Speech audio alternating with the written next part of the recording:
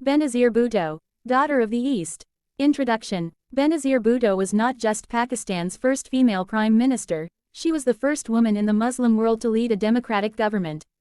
Born into political royalty but raised amid personal tragedy and political upheaval, Benazir's life was one of resilience, charisma, and controversy. Her name became synonymous with both hope and challenge in the complex politics of South Asia. Chapter 1. Early Life and Education 1953–1977. Benazir Bhutto was born on June 21, 1953, in Karachi, into one of Pakistan's most influential political families. Her father, Zulfikar Ali Bhutto, was a prominent politician who would go on to become Prime Minister of Pakistan and founder of the Pakistan People's Party (PPP). Her mother, Nusrat Bhutto, was of Iranian Kurdish descent and played a strong supporting role in political matters. From an early age, Benazir was groomed for leadership. She received elite education, first at the Convent of Jesus and Mary in Karachi, then at the prestigious Radcliffe College at Harvard University, where she graduated in 1973. Later, she went to the University of Oxford, where she studied philosophy, politics, and economics (PPE), and became the first Asian woman to be elected president of the Oxford Union. While she was studying abroad, her father became the Prime Minister of Pakistan. His government was known for its socialist-inspired policies and its confrontation with the military establishment. However, in 1977, General Zia-ul-Haq staged a military coup, overthrowing Zulfikar and later executing him in 1979 after a controversial trial. Chapter 2. Political Struggle and Imprisonment 1977–1984. After her father's ousting, Benazir returned to Pakistan and became the face of the opposition. She was arrested several times, held under house arrest, and placed in solitary confinement. Despite constant pressure from the military regime, she refused to back down and emerged as a symbol of resistance against dictatorship.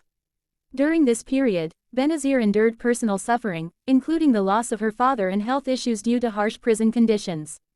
In 1984, following international pressure, she was released and went into self-imposed exile in London. From there, she began organizing the PPP with her brothers, though political tensions and internal family conflicts complicated matters. Chapter 3. Return and Becoming Prime Minister 1986–1990. In 1986, Benazir returned to Pakistan and was met by massive crowds in Lahore. She reignited the PPP's political momentum and positioned herself as the leader of the democratic movement. Following the death of Zia-ul-Haq in a mysterious plane crash in 1988, elections were held. On December 2, 1988, Benazir Bhutto became the first woman to head a democratic government in a Muslim-majority country. Her election symbolized a new era of hope and progress, especially for women and youth.